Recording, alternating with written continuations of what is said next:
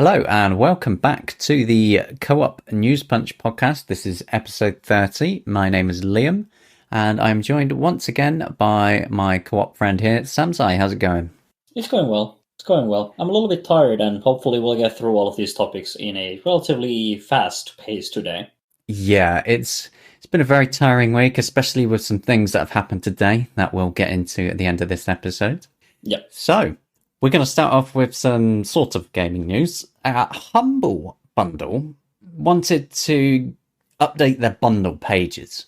So currently, when you go to a bundle page on Humble Bundle, and right now, in fact, you can, when you go to select how much you're going to pay, you can expand a special section where you get to mess about with sliders to change how much money you give to companies, charities, partners, and Humble directly. Yeah? Most people have seen that, probably. Yeah, I would imagine so. That's used to be one of the big things, actually, like that you can control where the money goes, and that's kind of cool. Yeah, but Humble Bundle wanted to do away with that. So they were going to update bundle pages, and it was only going to have two payment options. Both of them were far less generous than what you're able to do now, and you weren't able to tweak anything. Either way, it gave Humble and developers a huge cut compared to charities. The second option was to give charities a little bit more. But after a huge backlash, Humble have stepped back from that and basically said, we're not going to do that right now. The sliders are coming back for everybody, but they are going to be looking to tweak it in future. So some things about that are still going to change, but at least for now, they saw a bit of sense. Yeah, it's good that it was rolled back, but obviously this does kind of smell like, oops, you caught us this time, we'll try again later kind of a deal. Yeah, I wasn't particularly happy that they just went and did that, because they didn't even announce that they were doing it. People just basically found out because they went to change the sliders and they weren't there anymore. They were basically doing some form of A/B testing where some people had it, some people didn't. Yeah. Which is a pretty standard way of doing these things. I mean, it is actually quite a useful way to test new features, to see what people think, if people even notice and so on, or if it's better or worse. But in this case, with something like that, it's not a good way to do it. Yeah, and the motivations are pretty obvious there. They wanted more profits out of the Humble Bundles and, removing the option of giving money to, like, prioritizing putting money towards the charities, and instead putting that in the hands of Humble and developers is more profitable for them. But yeah. For me personally, though, it wasn't a big deal because I don't think I've ever used the sliders personally, but I understand why it is a big issue for others. Like, some people are saying that when they bought a bundle, they would reduce the sliders of the amount of money they would give to developers if they didn't, say, have a Linux version of the games, and they would put all of the money towards the developers who did, things like that. Or if there were charities that they didn't particularly like, they wouldn't give it to them. Or if there were charities they really liked, then they would give it all to them. Like, there were so many different ways. So it took away customer choice, is what people were saying. And yeah, I agree with that. Even if I didn't use it, it wasn't great. Yeah, and obviously, Humble has been pushing this whole charity thing pretty hard. So the fact that they were kind of like moving away from that towards more of a regular sort of profit incentive wasn't a good look. Yeah, definitely not.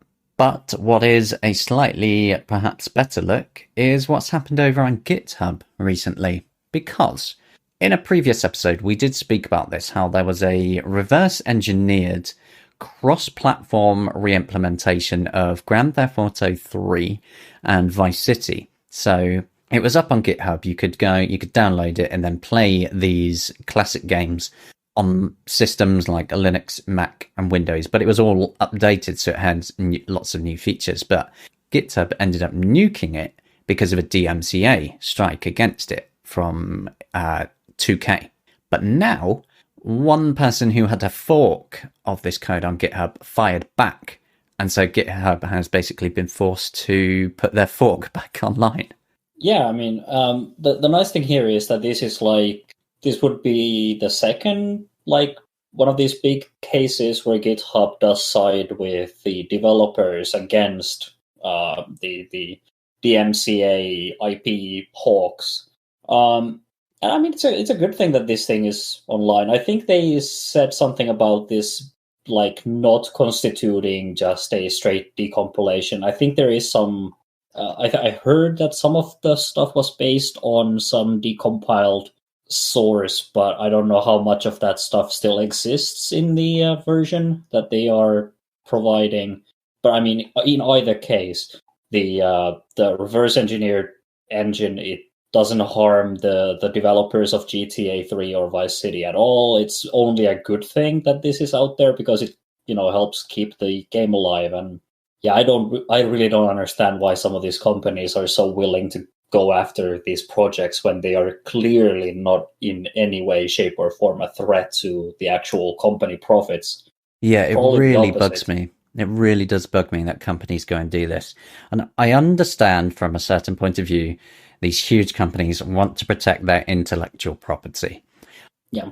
But in the case of game engines like this, even if it's some form of decompilation and reverse engineering in whatever fancy term you want to call it, the fact is at the end of the day that people need to own these games to be able to use the engine. It's not like they're giving out the assets. They're not giving out any of the music, art, or anything. It's just the game code. You still have to go and buy a copy of each of those games to actually play it. So it's the community allowing 2K and Rockstar to basically get free money. And it really annoys me when companies go after projects like this. Yeah, and it's not like the engine could be used to really make like a GTA competitor that would be better than the stuff that they can make themselves with all of the millions upon millions of dollars of money that they've made from all of these games. Exactly. And we're talking about games from a long time ago as well. Yeah, exactly. Like the engine tech is outdated. There is just nothing here. Yeah. You could get a free engine that is just more advanced than this. What makes it even more ridiculous is that 2K and Rockstar basically said recently they're doing GTA 5 again for the newest set of consoles that have come out, and it's like they're so far in the future with these things. They're making millions upon billions from the latest game. Just leave these old ones alone and let the community keep them alive for you and get free money. For God's sake, stop it. Yeah, exactly. It's annoying. Very much so. Now, in related sort of legal interesting areas, we have something else here between, Wolfire Games has ended up filing a lawsuit along with two or three other individuals against Valve, so the owner of Steam, over what they claim is an abuse of Steam's market position. And we've heard this before a few times now. Mm-hmm.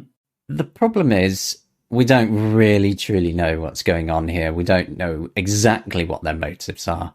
Are they right? Are they wrong? We don't truly know. That's what these lawsuits are there to find out. But Wolfire Games to put this into some perspective here, Wolfire Games originally founded Humble Bundle, and they also make their own games which are available on Steam as well.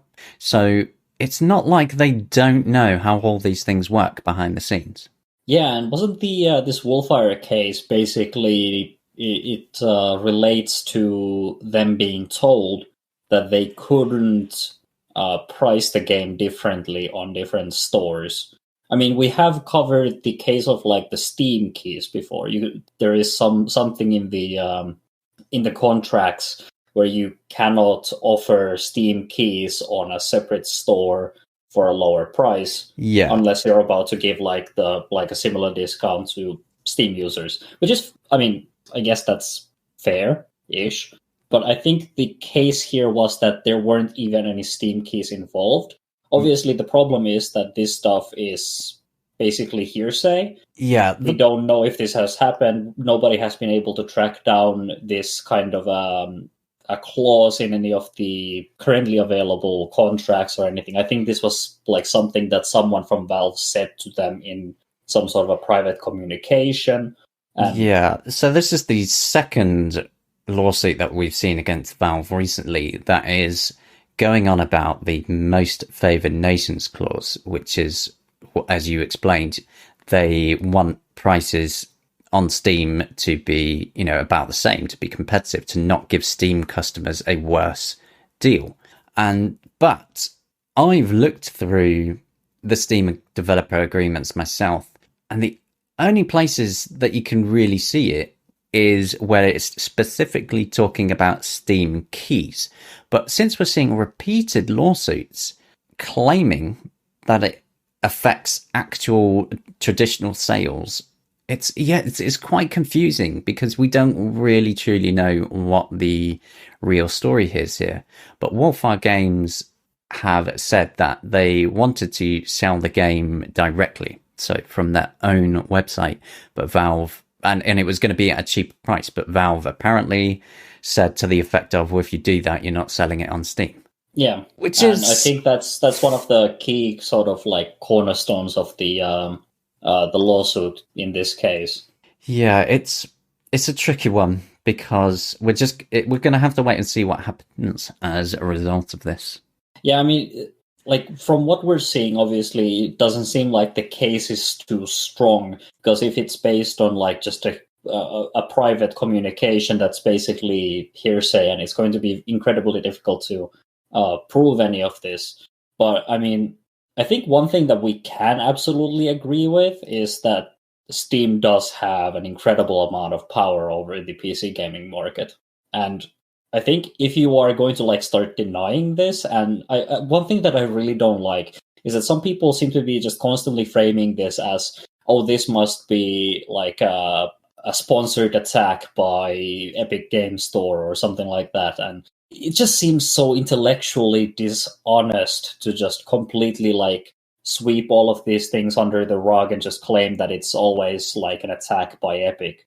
I feel like there are actual market position problems with the way Steam is, and the way that Steam has become this sort of a standard. And I feel like there are some things here that definitely need to be addressed one way or another in terms of like Steam's power and its position. Yeah, I think the thing that bugs me is this repeating issue coming up at this most favored nation stuff, where it's reportedly Valve have something somewhere saying that if you sell a game on Steam, it has to be the same price as other stores. The only place I've personally seen that, and that anyone I've spoken to has ever seen it, is only speaking about Steam keys directly. But David Rosen from Wolfire Games did put out a blog post to explain further, where Rosen said very clearly that when they spoke to Valve, they would remove their game Overgrowth from Steam if it was to be sold at a lower price anywhere, even from their own website, without Steam keys, without Steam's RM, so Steam wouldn't touch it. If that is true, then Steam and Valve are completely out of order on this, and that should not be possible to do, I don't think. Yeah, no, absolutely not. If that actually is the case, and Steam is sort of like, I don't know, like semi-unofficially sort of scaring developers into not doing this, I think that's absolutely out of line. People should be able to sell their games at varying prices on varying stores, unless there are some specific contracts in place and things like the Steam keys. I can understand Valve's position on the Steam keys, because I mean, ultimately that means that you end up like selling the product and then taking advantage of the Steam stuff to handle distribution. And obviously in that case, Valve wants to make sure that its customers get a fair shake as well. I absolutely agree that if we're talking about Steam keys and games that are hooking into Steam APIs and so on, then I think it's fair enough that Valve want things to match. But if it's about a game that is just being sold elsewhere, say direct from a developer's website, and it has no attachment to Steam at all, although it's being sold on Steam as well, I don't think Valve should be able to dictate any price stuff there, because, being on a different site that's not touching their services, well, it's just, it seems a bit bullying, doesn't it? Like it's Yeah, monopoly behavior. yeah, it is a bit monopolistic behavior, absolutely, and I absolutely wouldn't agree with that. Well, we'll see. I mean, this is why the lawsuit is being handled to investigate all of these claims. We'll see how that turns out. Yeah. But it also mentions about the cut that Valve take, the 30% cut, which most people see, except if you sell so much that you're one of the big games where Valve actually reduced the cut. But it mentions it again. But leading into that, Microsoft now are trying to shake things up because they've cut their own revenue that they take from developers down to 12%. So I believe that now matches around the point that Epic Games do as well. Yeah, I think so. So there's people out there saying, oh, it's putting pressure on Steam and Valve to reduce their cut again, but it's not, because who the hell uses the Windows Store? Yeah, I mean, the only reason it's being done is because hardly anybody uses it. They want more people to use it, so to get that, they need more developers to actually put their games on the Microsoft Store. This is also, by the way, good press that they can also take advantage of, because now they can participate in the media circus about the whole Valve versus EGS 30% versus 12% cut thing. Yeah. And they can kind of just butt in on that and hey, I'm here too. I'm also doing this cool thing. Absolutely, yeah. Yeah. Yeah, I just found it funny because there's an article in The Verge and their tagline under the title is Microsoft puts pressure on Valve's Steam Store. And it's like, well, they're not. They're not putting any pressure because the Windows Store has no power. Yeah, it really doesn't. It is not a very popular source to get PC games from. Absolutely not. But it does bring up an interesting question on, again, Valve's 30% cut that they take from developers. Should they reduce it, do you think? Well, I mean, okay, so you mentioned that Valve takes, the default cut that they take is 30%. Yes. And then they reduce it if a game sells well. Yeah. I think that should be the opposite way, first of all. Yeah, it's super backwards. But it's because they're appeasing the bigger head-turning developers and the ones that truly generate lots of customers and revenue for Steam as well. So it's to get those companies like EA and Microsoft to put their games back on Steam again. And it has worked, clearly. Yeah, I mean, it makes sense because, I mean, obviously Valve still makes a lot of money from even taking a smaller cut. But, I mean, I think maybe like it could be organized such that if your game isn't selling a whole like super well, just decrease the cut so that that developer actually makes a little bit more money from the copies that they're selling. That would be nice. But I mean, we're talking about what it would be nice. The thing that I have been kind of advocating here is that, like, I don't know if the cut that Valve is taking is fair. A lot of people have been bringing like various arguments to support, like, yeah, Valve should get 30% because they support Linux and they support Linux drivers. And if they didn't get the 30% cut, then they couldn't hire people to work on GPU drivers and whatnot. But the thing is, we don't know what the 30% is going towards. The thing I have been personally advocating is I think there should be more transparency in what Valve is doing with the money that they're getting. Because it's not going to happen, though, is it? They're a private company. No, they do what they want. Obviously, it's not going to happen. But this is still a thing that I would personally like to see. I mean, it is a little bit utopistic of me to argue for this. But the thing is, I also feel like it's completely stupid. Okay, maybe that's a little bit too harsh. I find it silly that we're arguing like, okay, Valve absolutely deserves the 30% because they work on X, Y, Z.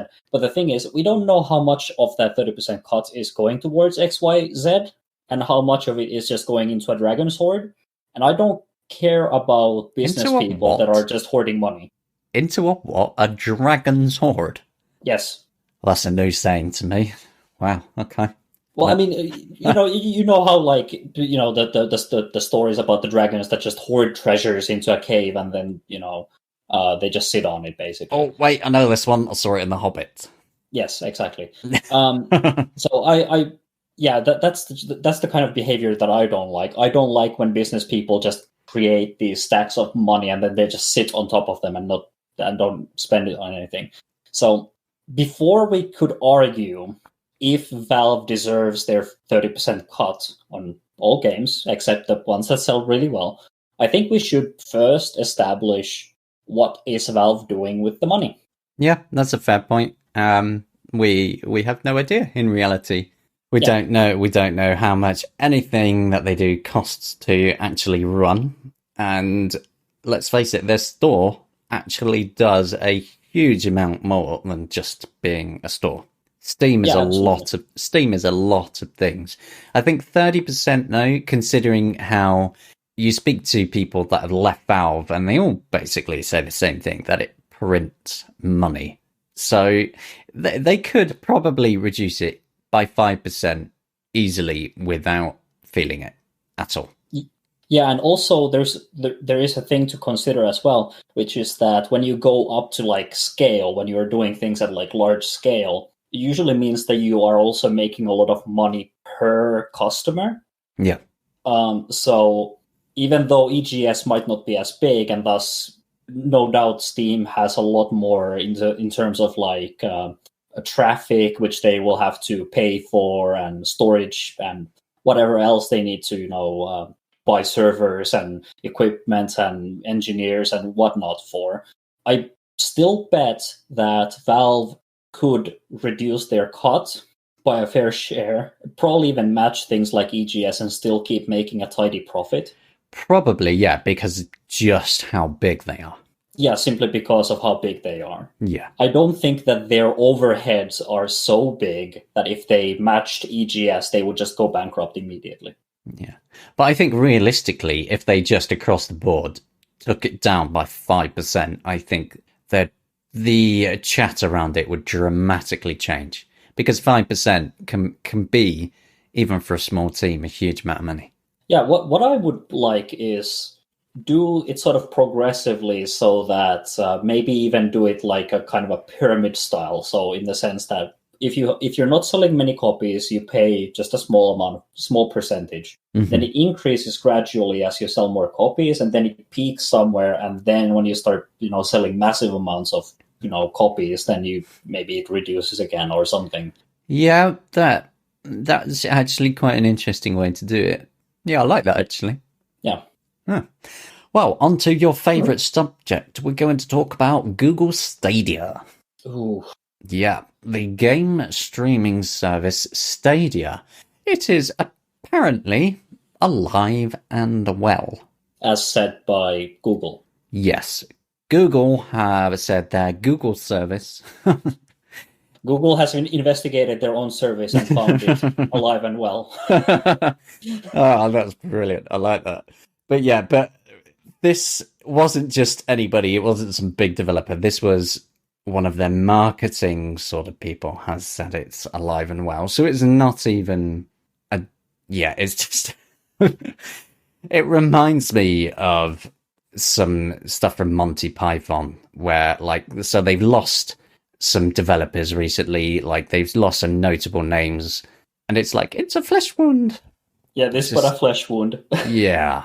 But in some good news for them, it took them over a year, but they've added a search bar to Stadia. Wow.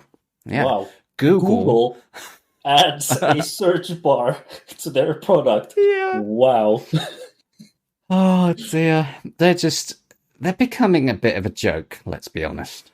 Yeah, it's they're having some trouble maintaining sort of they have no image. Yeah, they don't. Let's be honest.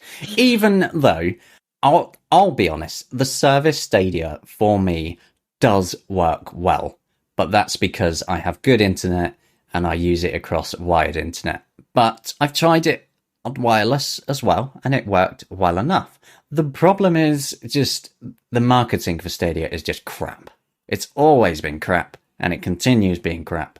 And until they get somebody to actually market it properly, Stadia's still going to continue not doing very well. But they're saying it's going to get over 100 titles or so this year.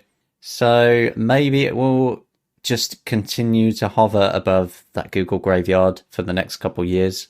It will be interesting to see, though, because if Stadia dies, it'll be one of Google's biggest ever failures. Yeah, but then again, it also would be just yet another Google project buried and dead. Yeah, never mind. Talking about things that are dead. Do you remember the SmachZ or SmachZ, whatever you want to call it? Yeah, the handheld Steam thingy, Yeah, Steam console thingy. it was originally called something like the Steam Boy, but then I believe Valve sent some people their way and said, can't Yeah, use that. no. But SmachZ went through numerous funding rounds through the likes of Kickstarter, Indiegogo.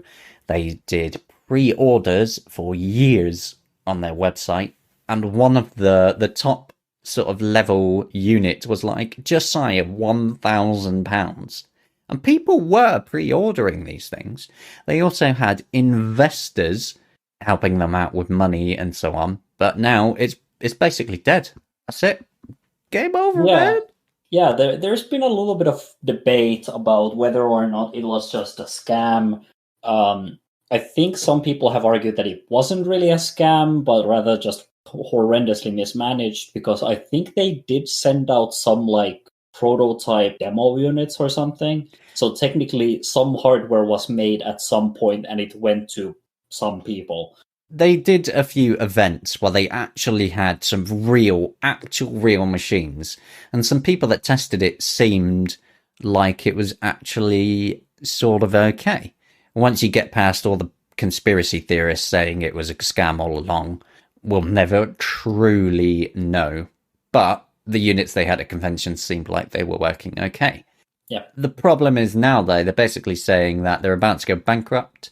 Their investors pulling out. That was like the only thing keeping it going.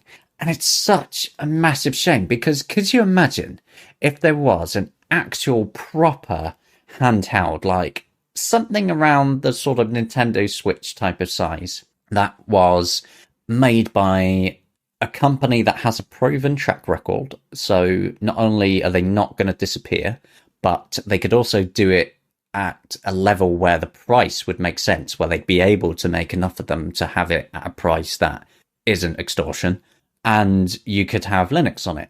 Think about how nice that would be. Just a nice modern handheld Linux gaming device that looked good with a nice Ryzen APU or something in it. How good would that be?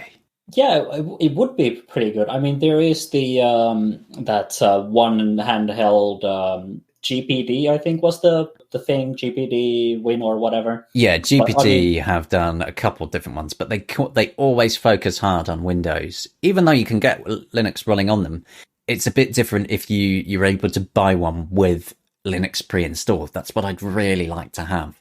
yeah, and the GPD devices, I think they're focused on like Intel integrated graphics, and obviously a Ryzen APU would be better because the AMD graphics are significantly they pack a lot more punch than the Intel, so it would be more suited for gaming than the Intel HD graphics thingies or whatever they are called these days. Yeah, that's true. But anyway, SmachZ is basically dead. But we have some brighter hardware news. Have you heard or have you looked into the Framework modular laptop? I did hear about it at one point, and the idea seems interesting. So, isn't the idea basically that you buy a laptop, but it consists of modular replaceable parts, so you can like basically upgrade the laptop down the line like you would upgrade a desktop? Okay, sort of, yeah. They have two different versions. So they're doing the Framework laptop starting at just shy of $1,000 because they're an American company, so they're doing it in dollars. So that is a completely pre-built unit. Or you can go for the DIY edition. Now, the DIY edition is the one that we're most interested in, because not only does it come in parts, like the entire thing is parts that you're clicking together to build this laptop yourself, but it comes with a no operating system option. So they told me specifically that they did that. One of the reasons is because of all the different Linux distributions. They want people to be able to do what they want with it. And they said they are testing some of the most popular distributions and it works fine. But the whole idea of it, that you just pull things out, take it apart and replace whatever you want, it's just amazing. It's repairable, upgradable modular, and it looks cool. I love it. Yeah, I mean, it's also kind of sad in the sense that there used to be laptops that kind of did the same thing, but as of late, laptops have moved more towards the let's solder everything together, and people won't repair these. They'll just throw them away and just buy a new one. Yeah. So this framework thing seems to be addressing that problem and trying to make it repairable for including ecological reasons, because if you keep using a laptop and just replacing the parts as they break or you need to upgrade them, you reduce the ecological footprint of that laptop because you don't need to just like chuck the entire laptop and buy a whole new one. I mean, I've kind of been doing the same thing with my laptop, which granted it is no framework. My laptop battery basically died, and that made me really wonder, like, okay, so what do? I would feel bad if I bought a new laptop, don't really know what I can do with like a used one, so I end up just buying like a secondhand battery for it, and that seems to keep it running. But I mean, the idea of like this framework thing where you could like upgrade even more of the parts potentially and kind of keep the whole thing like running by kind of ship of Theseusing the laptop by just replacing parts as they break or as you need more punch or whatever. It seems like an idea that would be fantastic. Yeah, absolutely. So check out the framework laptop if you like the idea of something that's easily repairable and modular. It does sound absolutely fantastic. They're doing pre-orders right now, but it's in batches depending on what specifications you want, because you can configure it quite a lot. Yeah. On to some other hardware news. So shout out to Skane, contributor and supporter, who donated a Valve Index to Gaming on Linux, and I have been playing quite a lot of it. In fact, I've been completely blown away. Now, yeah, I mean, this kind of brought you back into the live streaming side of things too. Yeah, it has, because I want to do it as sort of a learning journey, and it's been sort of eye-opening, really, because when it comes to VR, the idea of picking up this bulky thing and literally strapping it to your head, and it's there, stuck to your face, covering your eyes for multiple hours. Just the idea of it sounded kind of terrible. But now that I've got it, and I've put, I think, above 40 hours now into Steam VR through various games, it's absolute magic. You get so sucked into games that you're still aware that you've got something attached to your face, but it's a kind of, it engrosses you in a way that is just simply not possible with normal gaming. But wow, does it get sweaty? Like, seriously. I've had to buy a special silicone cover to put around the face gasket that actually sits onto your face. And I took it off after playing only about 30 minutes of Until You Fall, a VR game called Until You Fall. And it was just covered in sweat. Like, I was absolutely boiling. It's a really big workout. Maybe they'll need to, like, in the next version, add like a little fan that will sort of keep your face cool. You say that, but the Valve Index, there's a USB port on the front of it below this face covering, which you can take off, and you can buy like fans and LED lights and all sorts to stick in the front of it. It's kind of amazing. I'm sort of tempted to buy a fan for it. And yeah, because it is, it's just, you don't realize how hot you're going to get when you're playing this. And it's not just because you're doing all this moving around. It's like the headset itself really gets quite warm. Yeah, it's sticky, and it's only May. It's going to get a lot hotter over the next couple of months, and I'm kind of dreading it. I might have to start playing in my pants. Yeah, I can't say that I have experience with VR headsets, but I do have experience with gas masks. I've had to wear one for extended periods of time, and I can tell you that gets pretty sweaty too. So I can imagine what it's like for you to wear a VR like VR headset as well, and just moving around. Yeah, it is. It's not pretty. It's really not pretty. But I mean, I think it's fun. yeah, it's absolutely huge amount of fun. So I've been playing through Half-Life Alyx as sort of my main VR game right now, and there's so many parts of it that are absolutely terrifying. I've been doing it on Twitch live streams, and so for the people who have missed them, if you go on to youtube.com/gaming on Linux, you'll see a bunch of the VODs from the live streams that I've put up there. A few of them I've sort of done like little clip shows of me being extremely manly, where I'm screaming and and shooting and not aiming a whole lot. Yeah, so VR is incredible. Yeah, absolutely. I guess I'll need to get into that at some point. I mean, the good thing is that over the summer I should get some money, so maybe by the end of summer I will have enough to maybe bother with some VR stuff. I'm still not 100% convinced. I mean, I hear these very, very nice stories about how it's amazing and all of that.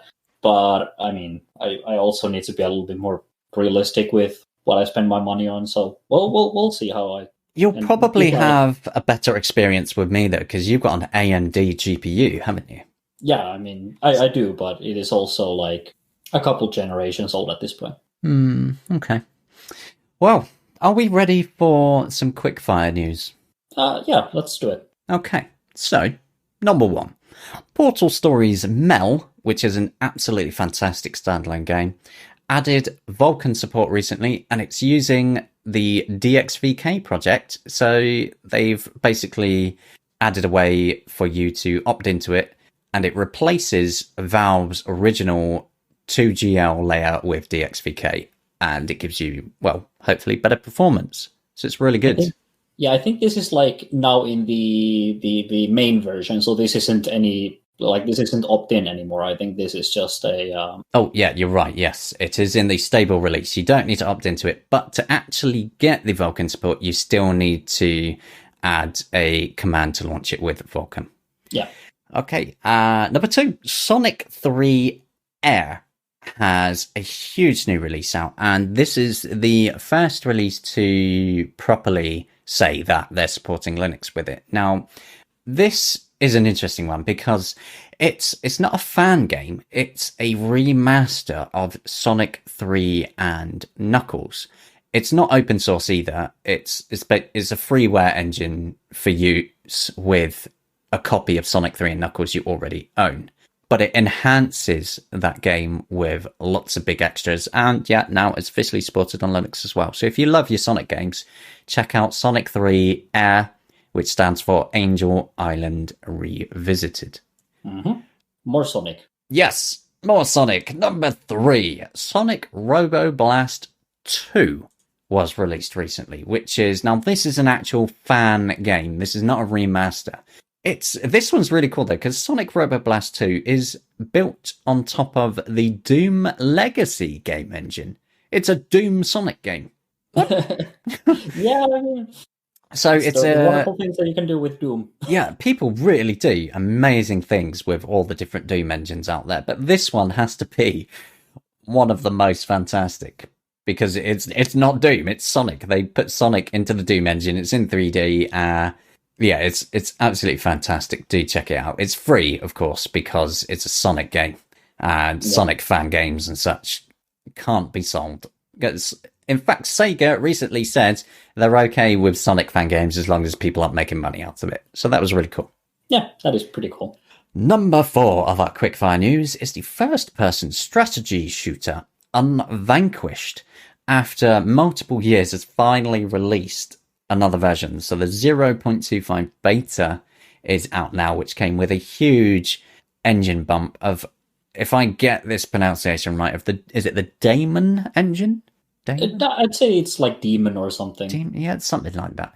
But for people who've played stuff like Natural Selection 2, it's that sort of gameplay where you have aliens versus humans. Each of them can sort of build up a little bit, but it's also a first-person shooter. It's really cool. It was originally forked from an older game called Tremulous.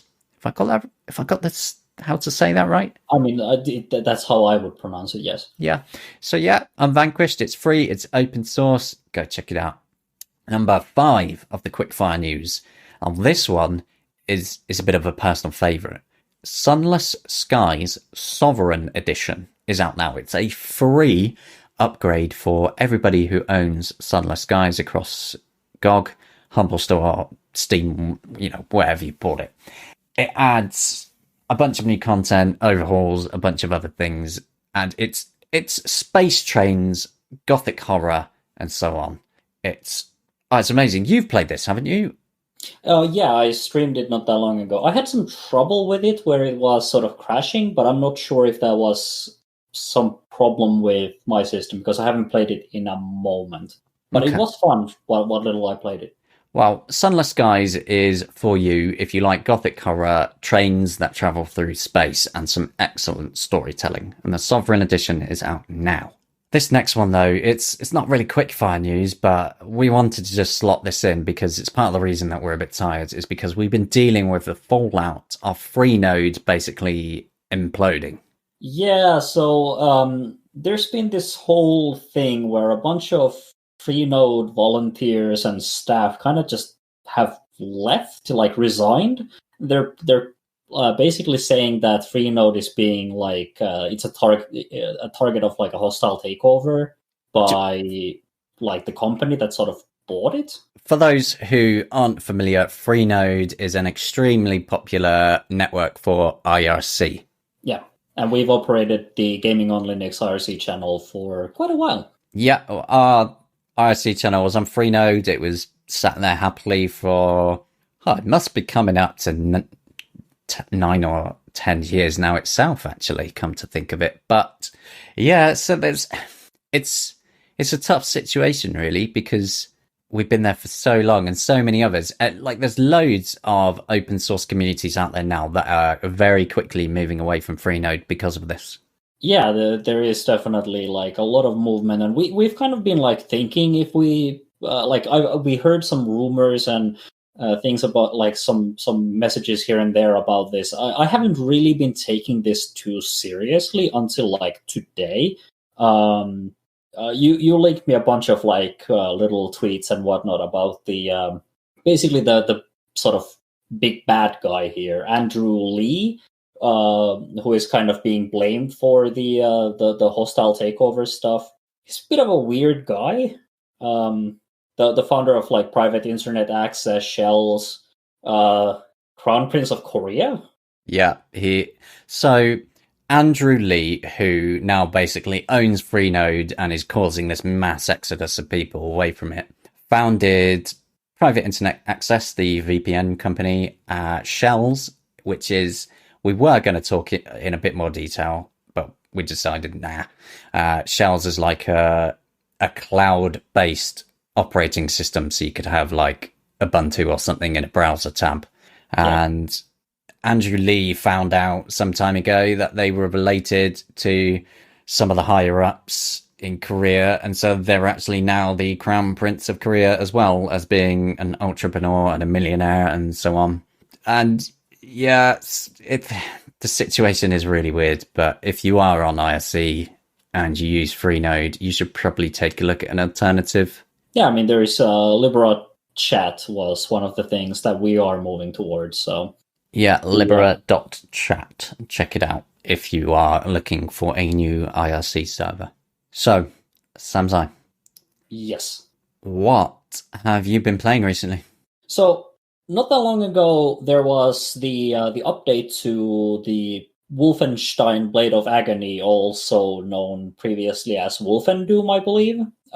They came out with the release that added the third chapter. So this is basically would you call it a fan game? Sort of like it's Wolfenstein inspired game that is like it's standalone, but it's built on top of the GZ Doom engine. And I would say it's more inspired by the original stuff because it's very much its own game now, isn't it? Yeah, it's very much its own game, but it does sort of use elements from Wolfenstein 3D as a sort of a basis. But it has like its own totally new campaign with like actual story bits and pretty like amazing levels. And it was cool previously. I played through it when it had just the first two episodes. Now it has three episodes, and each of these episodes has multiple levels. So at this point, it must be like the length, like pretty much standard game length of like probably 10-ish hours, I would maybe guess. And it's good then. It's fantastic. It's absolutely fantastic. Some of the best stuff that I've seen built on GZ Doom. Absolutely. Well, I have been playing Half-Life Alyx, obviously, as mentioned earlier. I can't really tear myself away from that. Telomere 2, I believe I mentioned in an episode at some point, because it's an absolutely insane action platformer, which I'm going to at some point poll you in for a co-op live stream because it's absolutely brilliant. It's a sort of a dungeon crawler action platformer. You kind of have to see it to appreciate it. I can't really describe it and give it enough justice, really. It's mental. But I've also been playing the brand new demo of a game called Apico, which is... So imagine games like Stardew Valley and Littlewood and things like that, where you're building things up. But Apico is about looking after the bees. Yeah, operating your own like apiary. Yeah, and so you go around catching bees and building yourself a little house and building up some beehives and so on. But it's absolutely wonderful. Apico has a new demo coming out on the 20th of May, Thursday the 20th of May, so the day after we're recording this, and I'm going to be playing loads of it. But I honestly think Apico is going to be the next sort of big hit as far as 2D build craft type games. Definitely. Check it out. Yep. I haven't tested it myself, but we had some testing that we did to make sure that it was running because there were some issues with that. But yeah, I'll definitely need to try out the demo because I haven't really been able to do that. Yeah. I'll give a shout out to the Apico developer while we're at it as well, because they spent a good 2 or 3 hours with me working through gamepad issues, because they've switched from a JavaScript engine over to GameMaker Studio 2. It might be 2, it might just be GameMaker Studio, I don't know what they call it nowadays. But the gamepads just weren't working in it. And it took us a while, but eventually I sort of found out by accident that if I unplugged my mouse, the gamepad would work. And it turns out the GameMaker Studio, for whatever reason, detects basically everything as a gamepad. Your keyboard, your mouse, everything. And so we found out that if you just check if something has a D-pad, there's a way to specifically check for directional buttons. If it has a 0, it is not a gamepad, and you need to actually check for that, otherwise it doesn't work properly. But once they put that in, they said it was like a one-line change, and now it's perfection. Yeah, so shout out to the Apico developers for spending time with me to make sure that works really well for Linux gamers. Yeah, I mean, that's probably an issue. Like, we know that with many Game Maker titles, they really haven't been working with gamepads for whatever reason, and this could very well be the reason then. Yeah, it might, by the sounds of it, for some Game Maker Studio games on Linux, it might be a one-line fix. So that'll be interesting to see. Yeah. Well, that's all, folks, as they say somewhere. Don't know. That is the end of episode 30. Yeah, run numbers.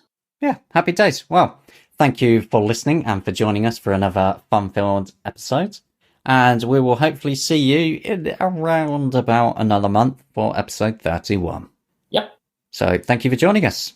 Yes, absolutely. Thank you everyone who has been listening to this, and yeah. Goodbye.